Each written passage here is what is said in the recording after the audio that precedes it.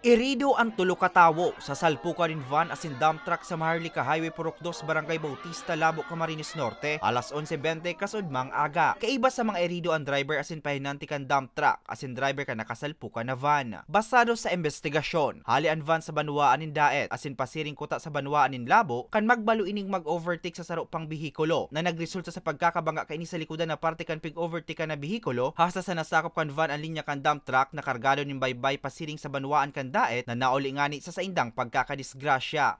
Makaskas man na nirespondehan kan mga personal kan Municipal Disaster Risk Reduction and Management Office ang mga eridong persona sin dinalagan sa Camarines Norte Provincial Hospital. Sa presente, nagpapadagos pa ang investigasyon kan autoridad asin pig-aaraman kung pira ang total na danyo sa dinara kan insidente.